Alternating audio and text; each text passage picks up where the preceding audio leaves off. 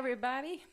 Happy Saturday to you, and welcome to Book Chat. I am your host, author Vivian E. Moore, and I am so happy to be reconnecting with you again today. I hope everybody is having a great day. Of course, it's the weekend. It's the time we all look forward to after putting in a long work week. We look forward to being able to sleep in maybe a couple of hours later than what we actually do during the week. But it's nice to not have to get up so early. And weekends were designed for people who worked. So they can have a break. So I'm so glad for the break. I know that you are too. And I won't keep you too long today.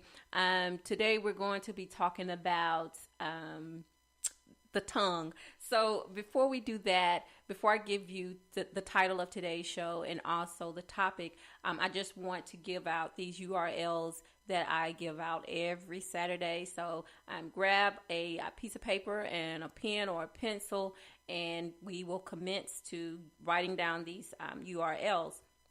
Of course, the first one is to my Spreaker account.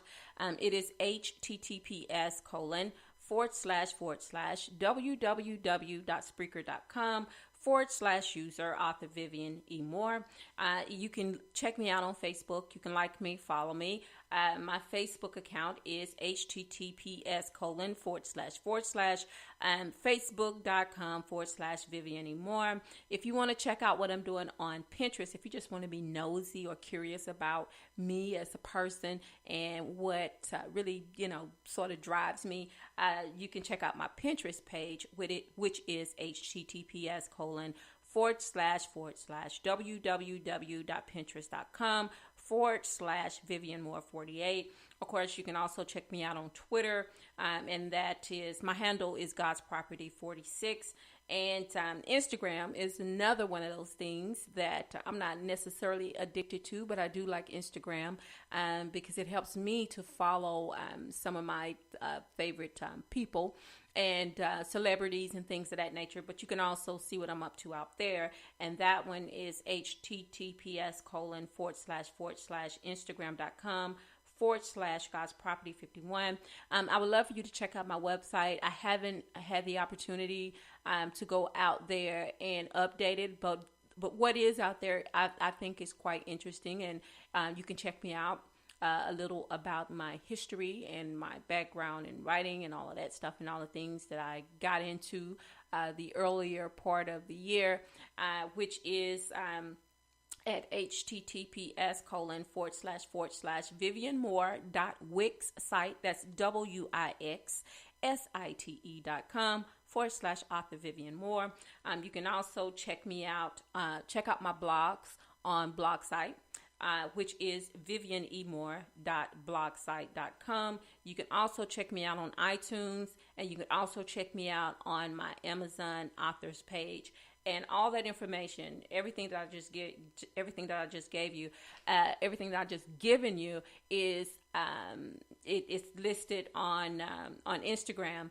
Today, like last Saturday, I did something interesting with the announcement. I put it in sort of like a little 30-second video. So if you would check that out, and I think I'm going to start doing this from now on because it entertains you while you're reading, all the information that I just gave you right now. All that information is out there. So it gives you something to listen to while you're reading. So I hope you'll go out there and check it out and tell me if you like it or not. That would be so helpful. And also tell me if you like the show or not. Tell me if you like the topics that we talk about, or if it's something that you would like to hear me talk about. Please feel free to leave me messages or leave your comments as you listen to the show. All right, so let's get on to today's show. All right. So the title of today's show is Dangerous Minds, and the topic of the show is the power of life and death at the hands of writers. Sometimes the amount of power wielded by a signature, a paragraph, and even the tongue can make or break another person's future, their heart, or destroy them completely. Often we fail to realize that life and death is found in the power of the tongue. we are all familiar with the passage of scripture in the Bible that says exactly this. In this case, a writer's hands. I was recently given a page from a calendar by my grandson who overheard a conversation between his father and me. And I quote, the tongue has no bones, but it is strong enough to break a heart. So be careful with your words. I was immediately convicted, especially that these few words printed on a small piece of paper held the power to do so. Also, that an 8-year-old was wise enough to recognize that what I said was damaging, whether I realized it at the time or not. Over the years, I've contemplated while writing, trying to decide how to word sensitive dialogue or write a particular scene without coming off as offensive. And most of the time, I'm able to complete the task victoriously, and everyone comes through unscathed. However, there are other times I regret what I've written, and it's usually after it's already gone to print, and so it's too late to change it. But I guess this would fall under the heading, mean what you say and write what you mean. There are times when writers are quite poignant and they express the desires and hopes of the characters they create wonderfully, without maliciousness, intent, pure and with great thought. They breathe life, spreading it around like seeds for wildflowers, hoping to leave a lasting impression on the readers who need strengthening, no matter what the issue may be. They speak directly to the heart, splaying it wide open gracefully for the world to see. Then there are writers who possess the ability to mutate hate like a virus or poison, and they don't care about the beauty of words or how damaging and life-altering a few scribbled lines can create for someone else. Death by words. I've read magazine and newspaper articles that crucify celebrities simply because they denied them access into their worlds for whatever reason. They dig deep to find the most embarrassing secrets about them, and then they share it with the world. That's being very vindictive. Freedom of speech is a hot topic these days. We all know, we all listen to the news, we all surf the internet and see all the things that's going on. You know, everyone has something they want to protest about, whether it's kneeling at football games or marching in rallies that exemplify hate. The First Amendment gives every American citizen the right to demonstrate and expound their beliefs in a positive or negative manner. No one seems to care about whose toes get stepped on, just as long as they're able to express their rights and opinions. To heck with the rest of the world. It's my voice and I'll say what I please. I'm amazed that often we don't think about the damage left behind in the wake of self-expression. Words are powerful in good and bad ways. Simply because it's written on paper doesn't decrease the threat of harmful effects it might cause. We think that just because we don't speak the words, it makes them less potent. Well, sometimes actions speak a whole lot louder than words. I sometimes have a good laugh with fans who ask if someone makes me angry, do I write them into the story and then kill them off in revenge? And the answer to that question is no. The truth is, people make me angry all the time, but I am not a vengeful or vindictive person. Although I might take what they say to heart, I don't devise ways to destroy anyone's character underhandedly by striking out in ways that leaves them defenseless of the attack. Instead, I use the emotion involved by pouring it into my characters. You see, the best revenge is using hurtful situations to do good and not harmful things to those deserving of our indignation. It makes a far better story and great plot lines.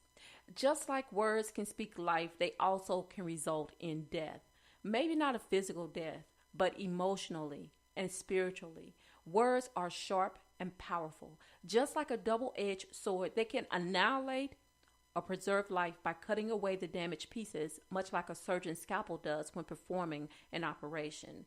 Words do have power to bring about life or death, and dangerous minds are not always as diabolical as the words suggest. It simply means that knowledge is powerful, and it should be used to reform how we think as a whole, to approach social issues that create boundaries and draw lines to separate and make us inhumane to the rights of others.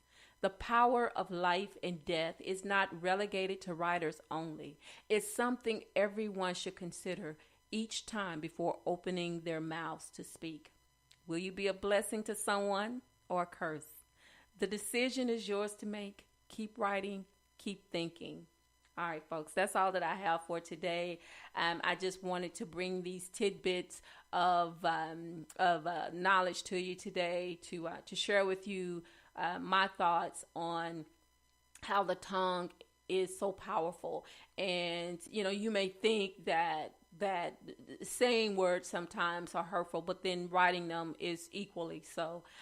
So I just wanted to bring that to the table for discussion, to give you something to think about, before your next conversation with someone, or if you're having an argument with someone, think about what you say, because once they're out of your mouth, or even once they're on paper, sure, you can delete and rewrite, but just think about it before you say anything, before you write anything. Think about the long-lasting effects that it has on someone when they read it, or when they hear it. It's important. It really is. And as I mentioned earlier on, that a situation between my son and myself and my grandson, he was a witness to it and he heard it, and it convicted me, and instantly, when I said the words, I regretted them, but I couldn't take them back. I couldn't eat them back. I couldn't eat them up and swallow them and hope that they never came out again. It was too late for that. So that was one of the reasons why I wanted to talk about this topic today of dangerous minds. Sometimes just a little bit of knowledge can do a whole lot of damage. So, we have to be smart. We have to be considerate of others.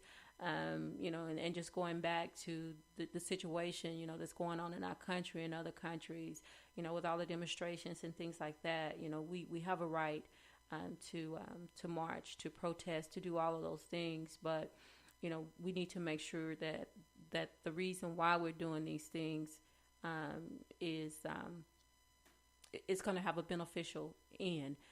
Just not out there doing it just to create havoc. Just because we can, just because the Constitution says that we have a right to do these things. We need to be mindful of other people's feelings, and because, this world is such, it can be a good place and it can be a horrible place. And, just looking at it every day through the news, through the eyes of other people, seeing all the hateful things that are going on with people getting shot down at concerts, and people going and shooting up schools and churches, and just all of these horrendous things that are happening. That's why I wanted to do today's show about dangerous minds. And yes, I am a writer, but I wanted to take it a little bit further than just writing, and just showing your actions, how they affect others, either in a negative or a positive way. And if you talk to anybody that knows me, they'll tell you that I am a very positive person, and because I would rather spit out blessings than curses any day, because that's important to me. And it has an everlasting effect on anyone that you come in contact with. So, we have to be considerate of other people's feelings. And I know a lot of folks aren't, because they feel that they can say and do whatever they please. And that's true, you can. But there are consequences to everything that we do. And so I just wanted to help you give it some thought, because I gave it a lot of thought, and that's why I wanted to share it with you today. And also, tomorrow is worship day, and I hope you plan on going out to church. going out to serve, because that's what we're supposed to do. We're supposed to be servants of Christ Jesus. And take somebody with you, someone who doesn't go on a regular basis, someone who may not know the Lord, or, have a relationship with him. This is a good way for them to establish that, a good way for them to get to know by being able to join in a service, by listening to the word and hearing it. We're not only supposed to be hearers, but also doers of the word, because that's important. And tell somebody that you love them, because today may be the only chance that you get to say it. I love you. I hope you love me back. Until the next time you hear my voice, God bless you and goodbye.